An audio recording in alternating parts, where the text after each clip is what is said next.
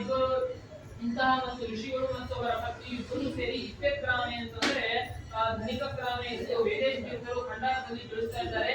ಇಪ್ಪೆಕ್ರಾಮೆ ಅಂತಂದ್ರೆ ಧನಿಕ ಕ್ರಾಮೆ ಅಂತಂದ್ರೆ ಅವರ ಊರಿನಲ್ಲಿ ಮಳೆ ಬಂದು ಅತ್ಯಂತ ಮಳೆ ಬಂದು ಅವರ ಊರು ಸಂಪೂರ್ಣವಾಗಿ ನಾಶ ಆಗಿತ್ತು. ಆದ ಕಾರಣ ಇಬ್ಬರು ಕೂಡ ಇಪ್ಪೆಕ್ರಾಮೆ ಅಂತಂದ್ರೆ ಧನಿಕ ಕ್ರಾಮೆ ಅಂತಂದ್ರೆ ಸಮೃದ್ಧವಾಗಿ ಆ ಊರಿನಲ್ಲಿ ಎಲ್ಲಾ ಇರಬೇಕಂತಹ ಗ್ರಾಮವನ್ನು ಕುರಿತು ಪ್ರಧಾನಕಃ ಅಂತಂದ್ರೆ ಅನ್ನಪಾನಾರ್ಥಂ ಅಂದರೆ ತಿನ್ನುವುದಕ್ಕಾಗಿ ಮತ್ತು ಕುಡಿಯುವುದಕ್ಕಾಗಿ ಊರನ್ನು ಕುರಿತು ಹೋಗುತ್ತಿದ್ದರು. ಅದೇ ರೀತಿಯಾಗಿ ಹೋಗುವಂತಹ ಸಂದರ್ಭದಲ್ಲಿ ಒಂದು ಊರು ಬಂದು ಆ ಊರಿನಲ್ಲಿ ಸಹ ಏತಂ ಕುರ್ಮಾಶಾನ್ ಸ್ಥಾಪಂತಂ ವಿವಕ್ಷೆ.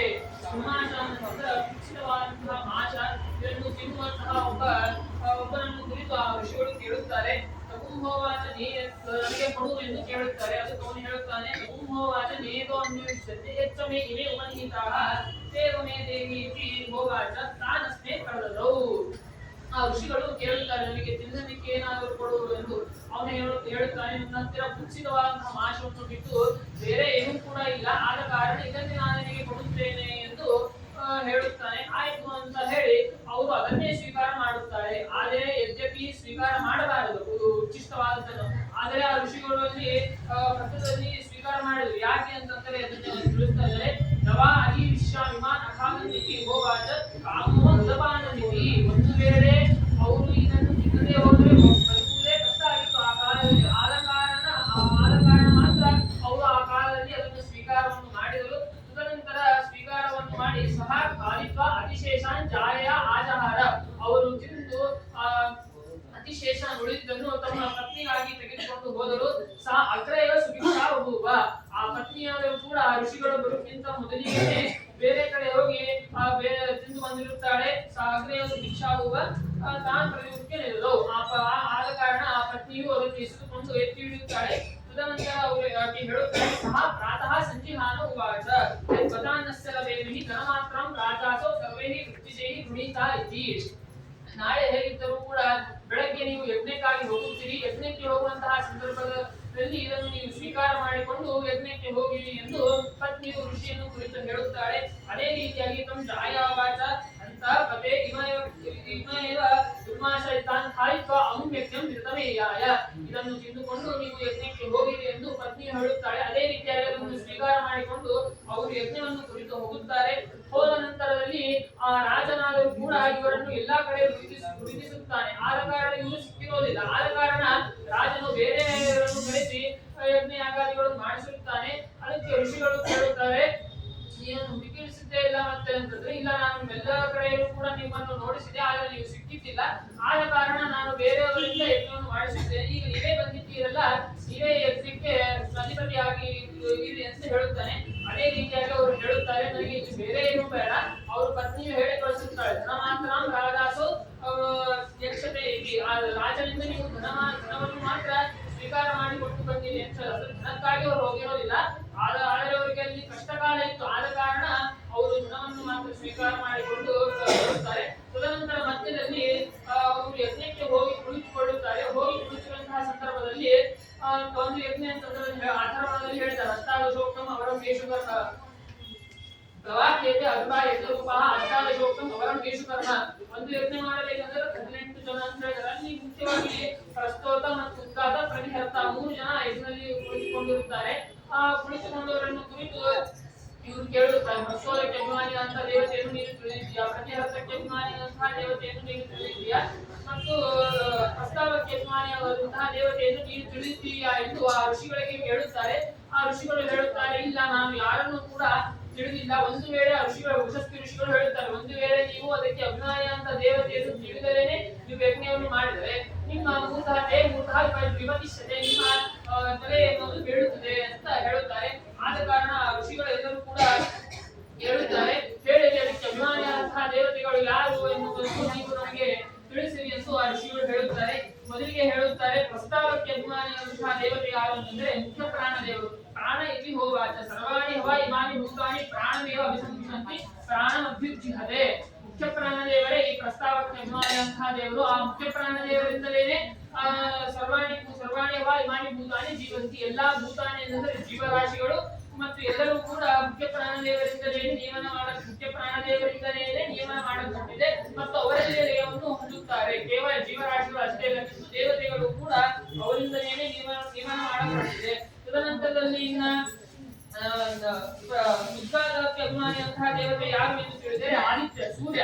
ಇವನು ಏನಾಗಿದ್ದಾನೆ? ಉದ್ಗಾತಕ್ಕೆ ಅಭಿಮಾನಿಯಾಗಿದ್ದಾನೆ. ಇಂತಹ ಸೂರ್ಯನಿಂದ ಎಲ್ಲಾ ಜೀವರಾಶಿಗಳು ತಮ್ಮ ತಮ್ಮ ಕಾರ್ಯವನ್ನು ಮಾಡುತ್ತಾರೆ.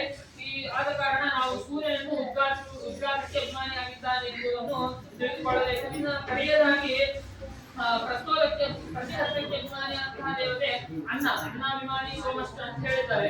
ಆ ಅನ್ನಕ್ಕೆ ಅಭಿಮಾನಿಯಂತಹ ಸೋಮ ಇವನೇನಾಗಿದ್ದಾನೆ ಅಂತಂದ್ರೆ ಉದ್ಗಾತಕ್ಕೆ ಅಭಿಮಾನಿಯಾಗಿದ್ದಾನೆ. ಇವನನ್ನು ನಾವು ತಿಳಿದುಕೊಂಡು ಆ ಯಜ್ಞವನ್ನು ಮಾಡಬೇಕು. ಈ ರೀತಿಯಾಗಿ ಪ್ರಸ್ತೋತ, ಪ್ರತಿಹಸ್ತ, ಉದ್ಗಾತ ಈ ಮೂರನ್ನು ಕೂಡಿಕೊಂಡು ನಾವು ಯಜ್ಞವನ್ನು ಮಾಡಬೇಕು ಎಂದು ಆ ಉಷಸ್ತಿ ಋಷಿಗಳು ಬಂದಂತಹ ಋಷಿಗಳಿಗೆ ಹೇಳುತ್ತಾರೆ. ಒಂದು ವೇಳೆ ನಾವು ಪ್ರಸ್ತೋತ, ಪ್ರತಿಹಸ್ತ, ಉದ್ಗಾತ ಇವರನ್ನು ತಿಳಿದುಕೊಳ್ಳದೇನೆ ಯಜ್ಞವನ್ನು ಮಾಡಿದರೆ ಮೂರಾಗಿ ಪರಿಷ್ಠೆ ಅವರ ಶಿರಸ್ಸನ್ನು ನಾಶವಾಗುತ್ತದೆ ಎಂದು ಹೇಳಿದರು. ತದನಂತರದಲ್ಲಿ ಶ್ವಾನ ರೂಪದಲ್ಲಿರುವಂತಹ ಶ್ವೇತ ರೂಪರಾದ ಮತ್ತು ಶ್ವಾನ ರೂಪದಲ್ಲಿರುವಂತಹ ಮುಖ್ಯ ಪ್ರಾಣದೇವರು ಧರ್ಮಪುತ್ರನಂತಹ ಬಕ ಎನ್ನುವಂತಹ ಋಷಿಗಳಿಗೆ ಆ ಉದ್ಗೀತನಾಮಕನಂತಹ ಭಗವಂತನ ಉಪಾಸನೆ ಬಗ್ಗೆ ಹೇಳುತ್ತಾರೆ. ಅಗಾಧ ಶ್ರಮ ಉದ್ಗೀತ ತತ್ವ ಭಗೋ ಚಾಲ್ಕಃ ಗ್ಲಾವೋವಾಮಿತ್ರೇಯ ಸ್ವಾಧ್ಯಾಯ ವಿಶ್ವರಾಜ ತಸ್ಮೇಶ್ವ ಶ್ವೇತಃ ಪ್ರಾದುರ್ಭುವ.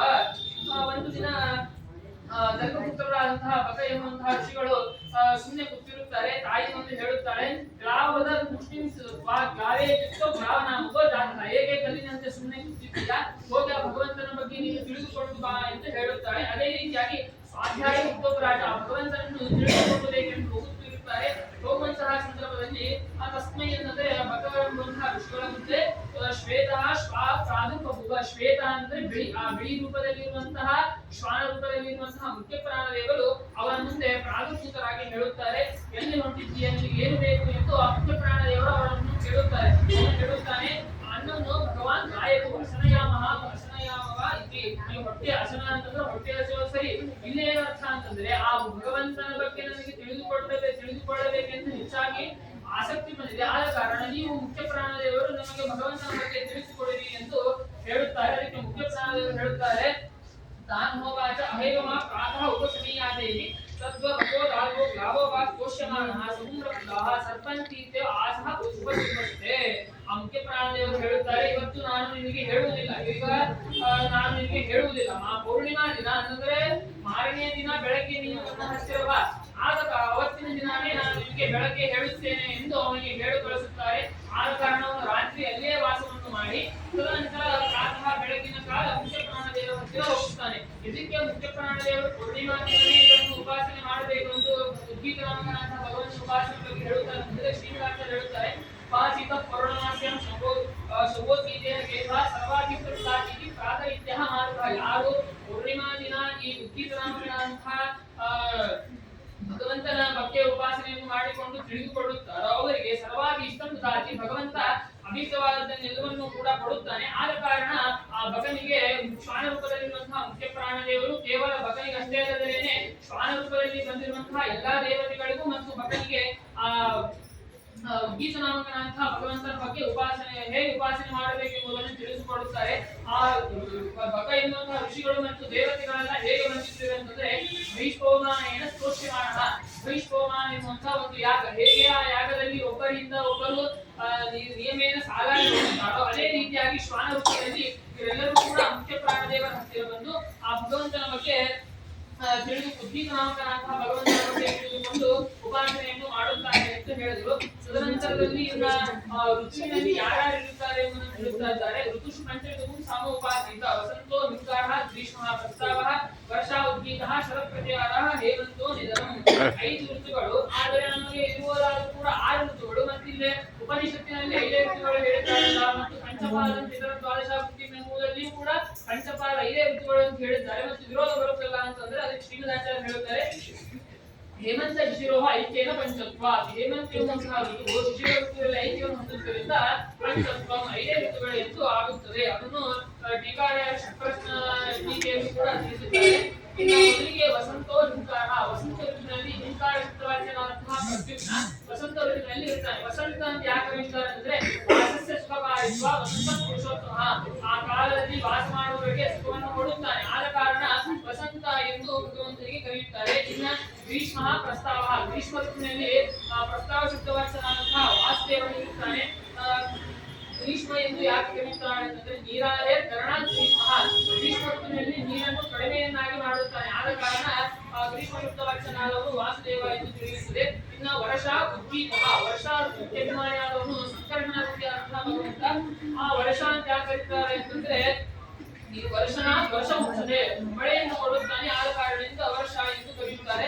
ಇನ್ನ ಶರತ್ ಪ್ರತಿಹಾರ, ಶರತ್ ಋತುವಿಗೆ ಶುಭ್ರಾಜಿ ಶರತ್ ಪ್ರೋಗ್ರಹ. ಶರತ್ ಋತುವಿನಲ್ಲಿ ಯಾರಿರ್ತಾರೆ ಅಂತಂದ್ರೆ ಅನಿರ್ಭೂತಿಯಾದಂತಹ ಭಗವಂತ ಇರುತ್ತಾನೆ. ಶಂ ಅಂತಂದ್ರೆ ಸುಖಂ, ರಾತಿ ದರಾತಿ ಶರತ್ ಸುಖವನ್ನು ಕೊಡುತ್ತಾನೆ. ಆದ ಕಾರಣದಿಂದ ಶರತ್ ಎಂದು ಅವರಿಗೆ ಕರೆಯುತ್ತಾರೆ. ಹೇಮಂತೋ ನಿಧನಂ, ಹೇಮಂತ ಋತುವಿನಲ್ಲಿ ನಾರಾಯಣ ಮೂರ್ತಿಯಂತಹ ಭಗವಂತ ಇರುತ್ತಾನೆ. ಹೇಮಂತೋ ಹಿಮಕಾರಣ, ಹೇಮಂತ ಋತುವಿನಲ್ಲಿ ಅತ್ಯಂತವಾದಂತಹ ಹಿಮ ಇರುತ್ತದೆ. ಆದ ಕಾರಣ ಹೇಮಂತ ಋತುವಿಗೆ ಅಭಿಮಾನಿಯಾದಂತಹವನು ನಾರಾಯಣ ಮೂರ್ತಿಯಾದಂತಹ ಭಗವಂತ. ಇನ್ನ ಕಡೆಯದಾಗಿ ಮೇಘೋಪಾಸನೆಯನ್ನು ಮಾಡುತ್ತಾರೆ. ಮಳೆ ಬರುವುದಕ್ಕಿಂತ ಮೊದಲಿಗೆ ಮಳೆ ಬಂದ ನಂತರ ಆದ ಮೇಲೆ ಅಲ್ಲಿ ಯಾವ ಗುಣವಂತನ ರೂಪ ಇರುತ್ತದೆ ಅದನ್ನು ನಾವು ಹೇಗೆ ಲೋಕೇಶ್ ಪಂಚಮಿಗೂ ಕೃಷ್ಣೋ ಪಂಚಮಿಗೂ ಸಾಮ ಉಪಾಸಿತ ಪುರೋವಾದ ಉತ್ಸಾಹ ಮೇಘೋದಾರಿ ಪ್ರಸ್ತಾವ ವಿದ್ಯೋದ್ವೇಸ್ತನೇರಿತ ಪ್ರತ್ಯಾಹ ಪುರೋವಾದೋ ಹಿಂಕಾರ. ಮಳೆ ಬರುವುದಕ್ಕಿಂತ ಮೊದಲಿಗೆ ತಂಪಾದಂತಹ ಗಾಳಿ